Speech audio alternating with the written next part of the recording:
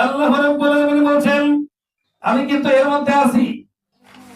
এবার উদাহরণ আসেন, وهو الذي مرج البحرين هذا عذاب فرات وهذا ملح أجاج وجعل بينهما برزخا وحجرا محجورا। দুই দরিয়াকে একই সঙ্গে প্রবাহিত করে দিয়েছি। খেয়াল করে দেখো, পদ্মা, মেঘনা, যমুনা, এই যে নদীগুলোর পানি সব কি একরকম? একরকম মোটেও না। একটার পানি ঘোলা, আরেকটার পানি টলটলে, আরেকটার পানি মিষ্টান্ন, আরেকটার পানি লোনা। খেয়াল করে দেখো, জ্বরের টানে যখন সারা দুনিয়া প্লাবিত হয়ে যায়, এরপর আবার ভাটিতে যখন পানিগুলো ফিরে আসে, মোহনা দেখছেন আপনারা? চাঁদপুরের মোহনা, এরা খুব ভালো করে জানে।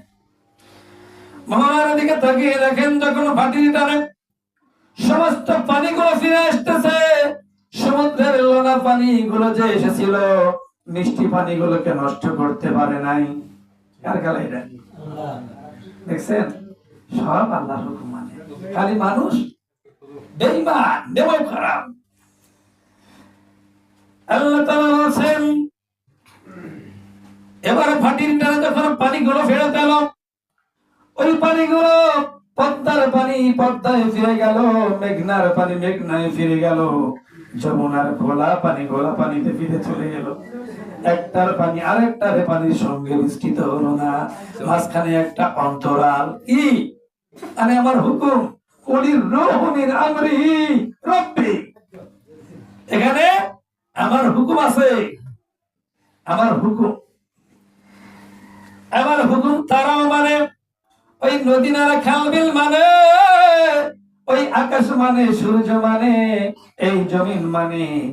শুধু তোমরা কোন দিকে আছো?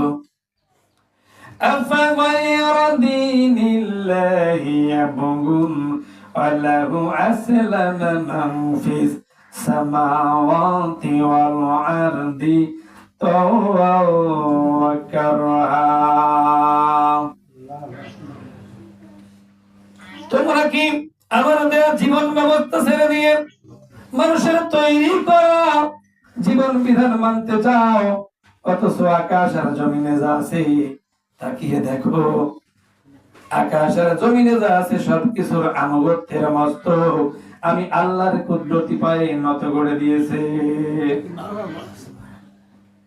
সব আমার বলা। তুমি যা দেখতে পাচ্ছ, আল্লাহ বলছেন তোমরা যে গাছ পূজা করলা, মানুষ পূজা করলা, মাটি দিয়া মূর্তি বানায় সেগুলো পূজা করলে, আগুন পূজা করলে, তোমরা যেগুলোকে উপাসনা করলাম, আগুন পূজা করলাম, পানি পূজা করলাম, মাটি দিয়ে তৈরি করে মূর্তি পূজা করলাম, অথচ ওগুলো আমার একটা গোলাম। ওই মাটির মূর্তির কাছ থেকে একটা খাবার, একটা মাছি ছিনিয়ে নিয়ে যাবে। বলতো ওই মাটির মূর্তি কি ওই মাছিকে ধরতে পারবে, খাবার ছিনিয়ে আনতে পারবে? আল্লাহ উদাহরণ দিচ্ছে, তোমরা যেগুলো পূজা করলে ওগুলো আমার একটা গোলাম। এই মানুষগুলো বিভ্রান্ত হয়ে গেল, অথচ আল্লাহ বললেন উলাইকা কাল্লানাম। এত কিছু দেখার পর, এত কিছু অনুধাবন করার পরে বিবেকটা কাজে লাগায় নাই। এরাই হলো চতুষ্পদ জানোয়ার। এরা কি? এরা হলো চতুষ্পদ জানোয়ার। বালহুম আদল, শুধু জানোয়ার নয়, এই জানোয়ারের চাইতে ওরা নিকৃষ্ট। নাউযুবিল্লাহি মিন যালিক। তুমি হয়তো দুনিয়ায় বসে, ছোট্ট একটা দুনিয়া, এই দুনিয়ায় বসে তোমার খেল তামাশা দেখাও, ক্ষমতার ভরাই দেখাও। আকাশের দিকে তাকিয়ে দেখ, আল্লাহ বলতেছেন লাশ-শামসু ইয়ানবাগি লাহা আন তুদরিকাল কমারা ওয়ালাল-লাইলা সাবিকুন নাহার ওয়া কুল্লু ফি ফালাকি ইয়াসবাহুন। প্রবল জ্ঞানী হইবে যাহারা, আপন মনেতে বুঝিতে পারে তাহারা। রাত্রি পারে না আগে যাইবার দিনের স্থান করে অধিকার, সূর্য পারে না চন্দ্রকে ধরিতে, চন্দ্র পারে না সূর্যকে ধরিতে। যার যে স্থান বহাল রাখিয়া ভ্রমণ করেছে রবকে ডরিয়া। সূর্য তার কক্ষপথে চলে, চন্দ্র তার কক্ষপথে চলে, একজন আরেকজনের সঙ্গে টিপ লাগায় না, সংঘর্ষ করে না। এটা আমার অর্ডার, ওরা আমার আইন মানে। আর আমি বললাম আমার জমিনে আমার আইন চালাও, তখন দেখবেন চুলকানি উঠে গেছে।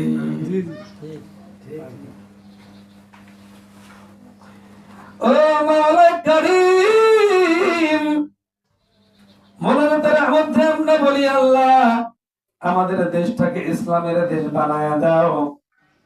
এইটাতে যাদের চুলকানি আছে মনে রাখবেন আপনাকে আবার কালিমা পড়তে হবে, নিশ্চিত পড়তেই হবে আপনাকে আবার নতুন করে কালিমা। কারণ এটা তো কারো ধরে স্লোগান না, কারো ধরে স্লোগান। এটা আল্লাহ কোরআনকে তুমি রাষ্ট্রের ক্ষমতা দিয়ে দাও, কোরআনকে আমাদের কি সংবিধানের আইন হিসেবে দিয়ে দাও। এটা আমরা চাই না?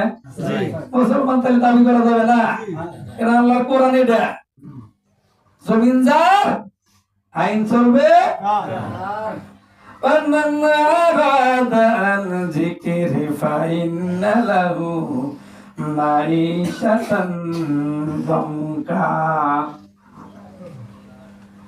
যারা আমার কোরআনকে ভুলে গেল, ভুলে দেওয়া শব্দটা শুধু এইভাবে নয়, এর অনেকগুলো অর্থ হতে পারে। আমার কোরআন থেকে যারা দূরে সরে গেল, আমার জিকির থেকে যারা বঞ্চিত হয়ে গেল, আমার কোরআন থেকে যারা বেয়াদবি করলো কোরআনের সঙ্গে, মানে কোরআনটা মানলো না, সবই মানলো কিন্তু কোরআনের অর্ডারটা মানলো না, এদের জীবনটা আমি ধ্বংসা করে ছাড়বো। কি করে ছাড়বো? মাই শাতান দন্তা অনাহশুরহু ইয়াউমাল কিয়ামাতি আমা। এর দ্বিতীয় শাস্তি হলো কিয়ামতে ওদেরকে অন্ধ করে উঠাবো। এর আগে সপ্তাহে বলছিলাম না? আচ্ছা, আমার জীবনের বাস্তব একটা ঘটনা বলবো, আপনি কি সময় লাগবে কথা বলবেন? বাস্তব একটা ঘটনা। আমি তখন গ্রামে গ্রামে গিয়ে মানুষকে পড়াই, কোরআনুল কারীম শিক্ষা দেই। আশপাশের একটা গ্রামে, নাম আর বলবো না, ওই গ্রামের মধ্যে ঢুকে পড়লাম। ব্যাস হয়ে গেল প্রায় 25-30 জনের মতো ছাত্রছাত্রী। বাড়িটা বিল্ডিং ওয়ালা বাড়ি, আনুমানিক 70 থেকে 80 লক্ষ টাকা খরচ করেছে ওই বাড়ির পেছনে। কিন্তু বেচারা দুনিয়াদার, বেচারা কি দুনিয়াদার। তার মনের মধ্যে চুলকানি উঠে গেল, আমার বাড়িতে পড়ে না, কিন্তু পড়া কার? কথা বলে না, পড়া কার? আল্লাহর নবী বলেছেন একটা হরফ পড়লে 10 নাকি, কয় নাকি? 10টা হরফ পড়লে কত নাকি বলেন তো? যত বলবেন খালি নাকি। আমি বেশ কয়েকটা আয়াত পড়লাম আর মানুষকে কোরআনের দিকে ধাবিত করার চেষ্টা করলাম। মালিকের গায়ে জ্বালা ধরে গেল। সে বলল এই ব্যাসটা নিয়ে তুলে ফেলান তো। এভাবে বললো তুলে ফেলান, পড়ায় না। একজন দিনদার ব্যক্তি সে হাউমাউ করে কেঁদে ফেললো।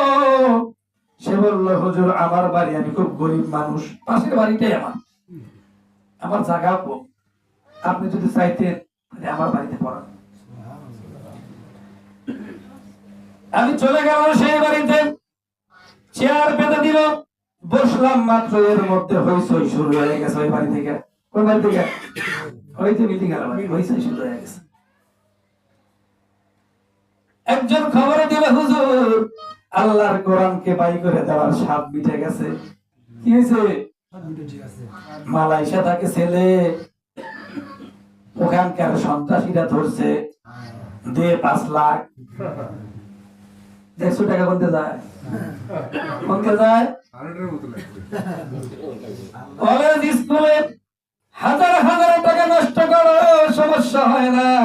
আর হুজুরের কাছে আল্লাহর কোরআন শিক্ষা 14 গোষ্ঠীর মধ্যে জানাই, ওটাই শিখতেছো, অথচ এই 500-300 টাকা তোমার কাছে বেশি হয়। হ্যাঁ, আজকাল টাকা পাও না, বেশি হয়। ومن أراد عن ذكري فإن له معيشة ضنكا, ওদের জীবনটা আমি দঙ্কা করে ছেড়ে দেব। দঙ্কা মানে কি? দঙ্কা শব্দের অর্থ হলো টাকা পয়সা অট্টালিকা সব আপনি দেখতে পাচ্ছেন, সব আছে, কিন্তু ওর মনের মধ্যে শান্তি আমি রাখবো না। শান্তি রাখবো না তো ভেবে দেখো ওর থেকে কি হয়ে গেছে। একটাবার নিজের মাথায় বুদ্ধিটা যদি থাকে, ভেবে দেখো প্রত্যেকটা মানুষ কোরআন থেকে কাফের। স্বাধীনতার 54 বছরে কোরআনের স্বাদ কোন মানুষ পায় নাই। কেমন করে কোরআনের আইন জারি হয়? আস-সারিকাতু আস-সারিয়া, হ্যাঁ, চোর চুরি করলে হাত কেটে দাও।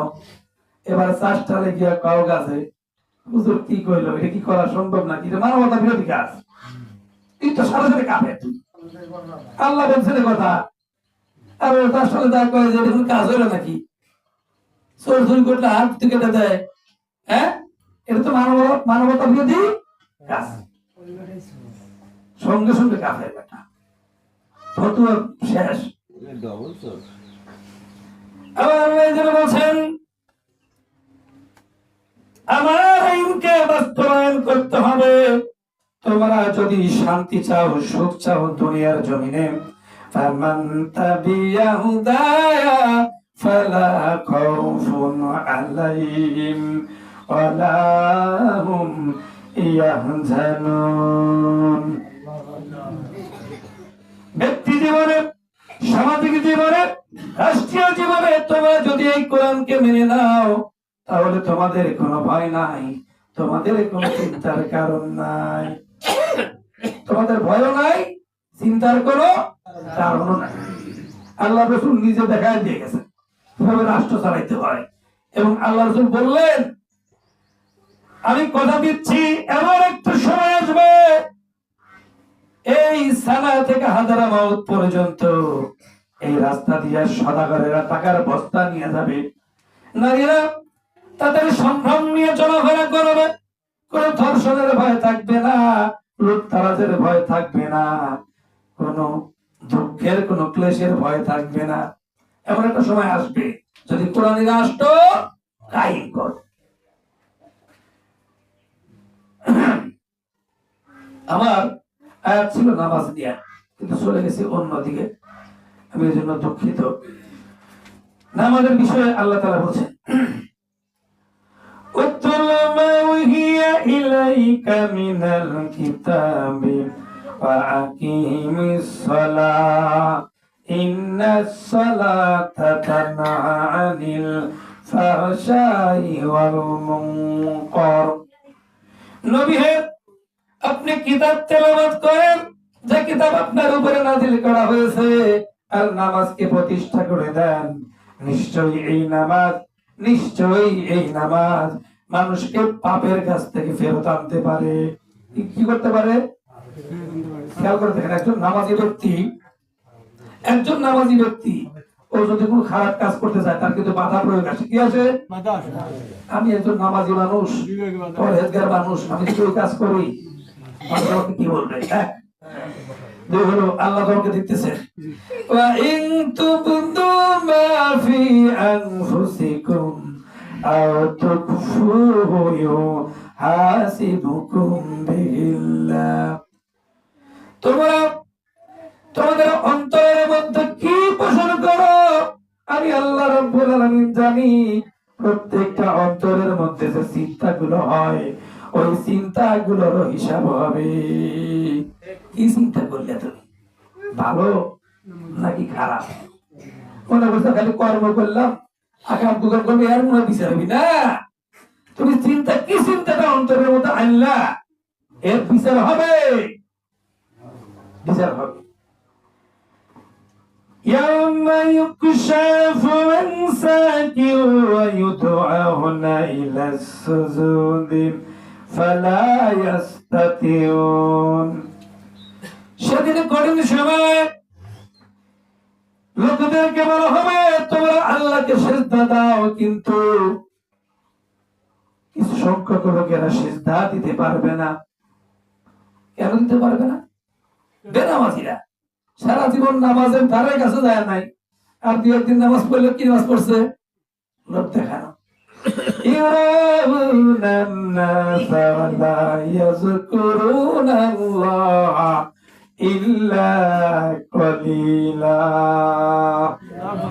নামাজ পড়ে একটা ভোটের আশায়, ওরা নামাজ পড়ে, ওরা নামাজ পড়ে শুধুমাত্র লোক দেখানোর জন্য।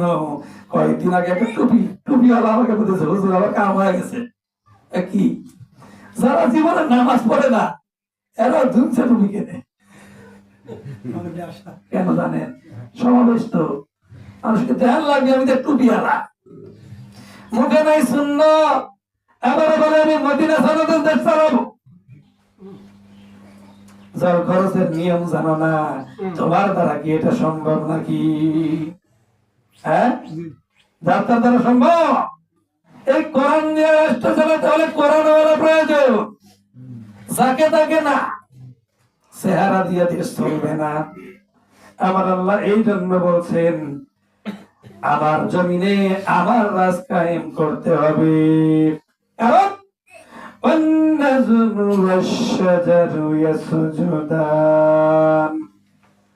ওই সূর্য চন্দ্র সব আমাকে চিন্তা করে, সবাই আমার আনুগত্য করে। খেয়াল করেন হযরত ইউনূস আলাইহিস সালাতু ওয়াস সালাম জীবন সম্পর্কে যখন খুবই ভারাক্রান্ত হয়ে গেলেন, হতাশ হয়ে গেলেন, খেয়াল করে দেখলেন পাথরের নদী থেকে আল্লাহ আল্লাহ তাসবিহ আছে, ছোট ছোট মাছ, মাছের ভিতর থেকে তিনি দেখতে পাচ্ছেন ছোট ছোট মাছগুলো পুরোপুরি কাটায়া আল্লাহর নামে জিকির করেন। সমুদ্রের শৈবাল, সমুদ্রের মধ্যে উদ্ভিদ আছে, সমুদ্রের শৈবাল সামুদ্রিক ওই উদ্ভিদ গুলো থেকে আল্লাহ আল্লাহ জিকির আসে। তখন তিনি বললেন লা ইলাহা ইল্লা আনতা সুবহানাকা ইন্নী কুনতু মিনাজ জালিমিন। আল্লাহ, আমি তোমার পবিত্রতা ঘোষণা করেছি, আমি তোমার পবিত্রতা ঘোষণা করেছি, তুমি ছাড়া কোনো ইলাহ নাই, মাবুদ নাই। আর আমি তো জালেমদের অন্তর্ভুক্ত হয়ে গেছি, আমি জালেমদের অন্তর্ভুক্ত হয়ে গেছি। মালিক তুমি ছাড়া আর কোন মালিক নাই, ইলাহ নাই, আর আমি জালেমদের অন্তর্ভুক্ত হয়ে গেছি। দেখেন এখানে টেকনিকটা কি, উনি কিন্তু বলেন নাই আল্লাহ আমাকে মাফ করে দেন, বলছেন কথার টেকনিক আছে।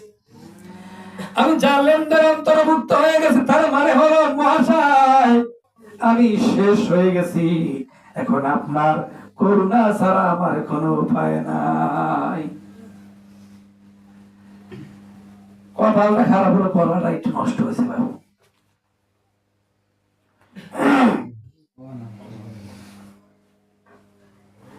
এরপরে আমার আল্লাহ জানাইয়া দিলেন ফাস্তাজাবনা লাহু ওয়া নাযাইনাহু মিনাল গাম্মি ওয়া কাযালিকা নুনজিল মুমিনিন।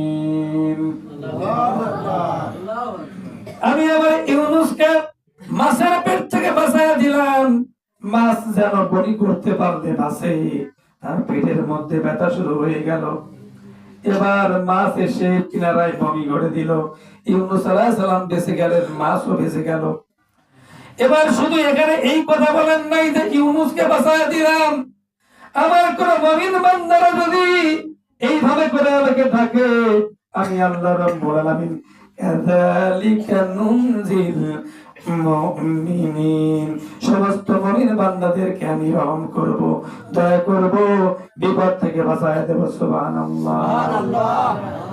ওয়া আখিরু দাওয়ানা আনিল হামদুলিল্লাহি রাব্বিল আলামিন। আসসালামু আলাইকুম ওয়া রাহমাতুল্লাহি ওয়া বারাকাতুহু। যারা সুন্নাত পড়েন নাই, সুন্নাত পড়ে